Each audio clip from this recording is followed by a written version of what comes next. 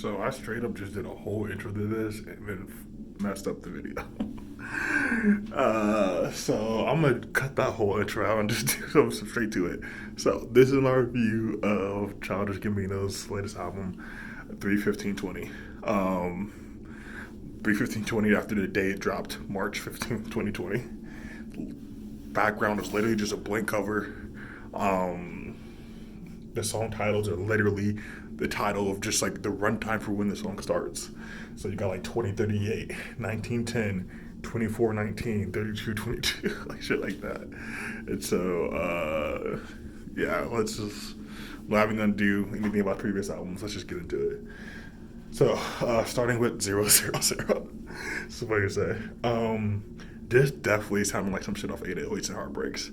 100%. And I already know Bino's a huge Kanye fan. Huge. And so you could definitely hear some like 808s and Heartbreaks influence in this. I did think this song was far too long though. Thought it could have been shorter. Algorithm. Oh my god, this track is so danceable. I see this and hey. Oh my god, it's so good. It's such a good song. Sounds like it'd be great at like a club or like a house party, in my opinion. It gives me mad BTI vibes.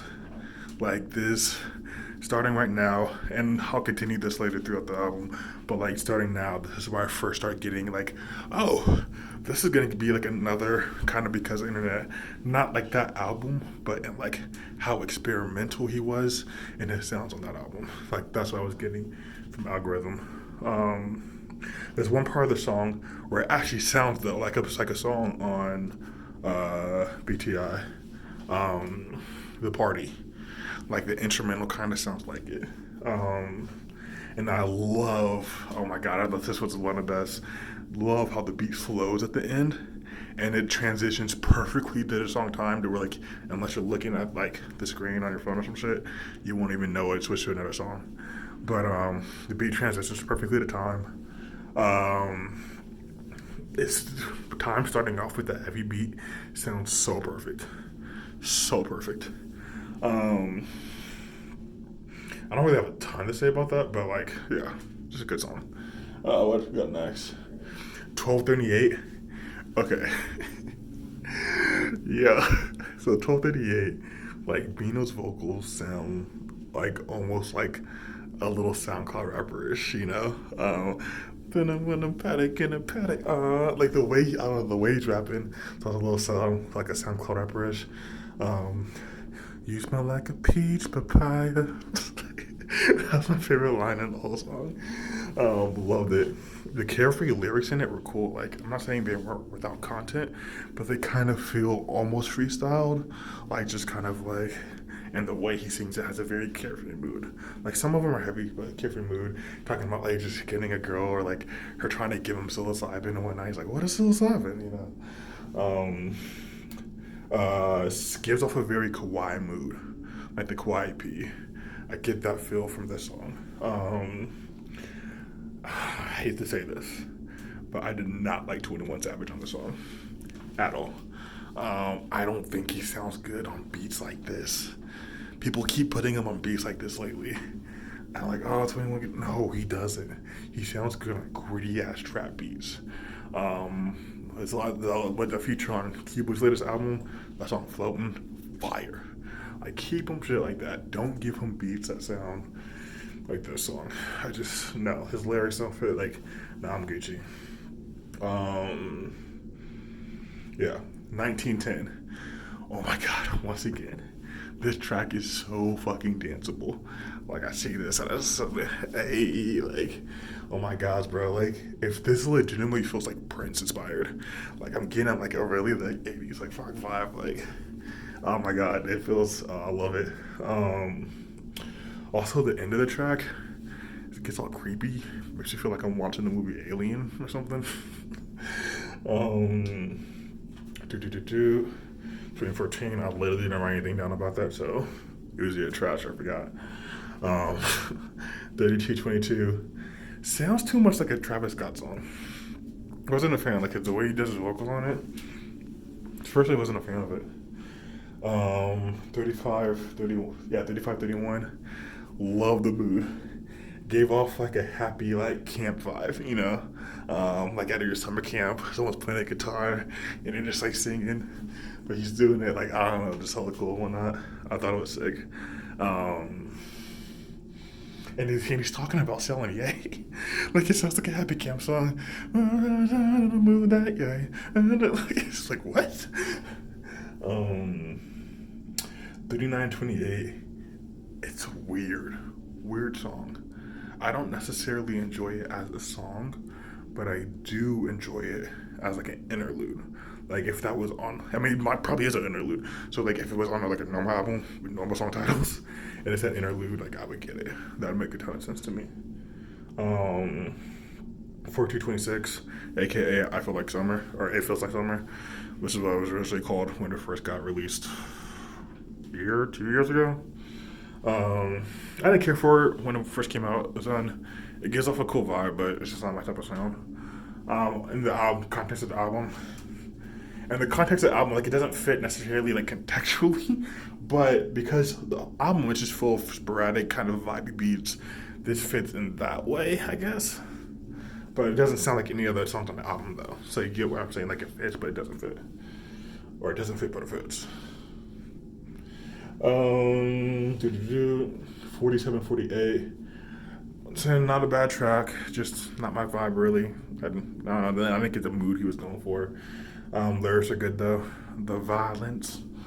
5349.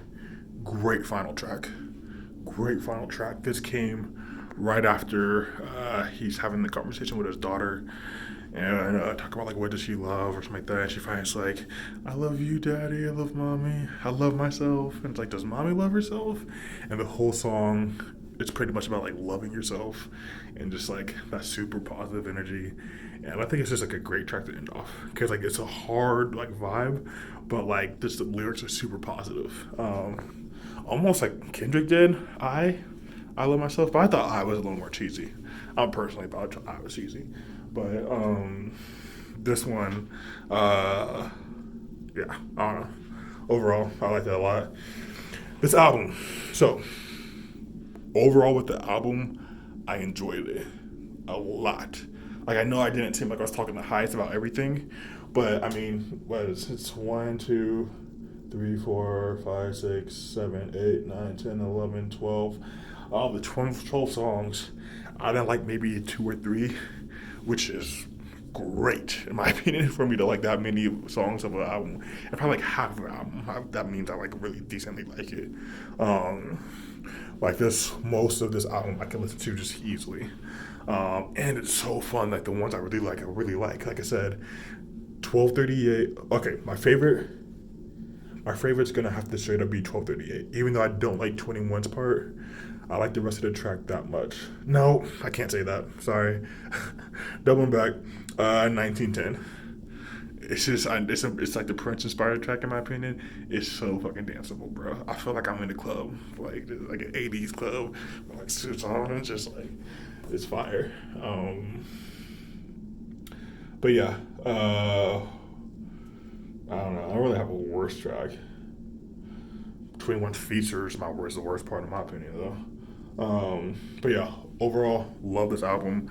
It gave me mad because of the internet vibes. I'm telling you, like I really think like I had that BTI feeling, which I think is where Donald Glover should say that. He could do the normal rap, he could do the 100% nerdy rap, but he does best where he does an experimental hip hop, where it's like he's rapping on some stuff he's just playing industrial instrumentals, some things he's just rapping in a high falsetto voice and doing weird like robot changes, like he honestly like flourishes when he's on his Kanye shit, when he's doing like some like 808 shit, like that's where Bino flourishes at in my opinion. And I think he does it better. So yeah, honestly, I'd put this third in my total Bino projects. EPs first. I call it EPs first, and then because of internet, then I actually put 13, 15, 20. I really like this album. Yeah, I would say also that this is his most avant-garde album since Because of the Internet. Like I know that I know that Waking My Love didn't have like the most like catchy poppy sound for people, so like some would call it that, but like it was just a genre switch though. Like the songs were anything like weird or like I don't know, strange or like experimental. It was normal music, but it was normal music in a different genre. I don't think he's gone this kind of experimental in his sound just because of the internet. And like the really long extended tracks he's doing it again, and just weird like a few second like shit like to me it's just the most avant-garde since BTI. All right, that being said, deuces. Hope you all enjoyed.